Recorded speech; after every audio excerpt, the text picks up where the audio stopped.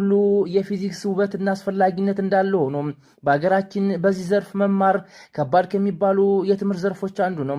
የተግባራዊ ትምህርት እጥረት በተለይ በአንዳንድ መምህራን ትምህርቱን በቃል ከመሸምደድና ቀመሮችን ብቻ ከማስታወስ ያልዘለለ የመማር ማስተማር ሂደት በትምህርቱ ብቁ ሆኖ አለመገኘት ተማሪዎች በራሳቸው ችግርን የመፍታት አቅምን ከማሳጣት ባለፈ ከትምህርቱ ማትረፍ የሚገባንን ገጸ በረከት ያሳጣን ነው።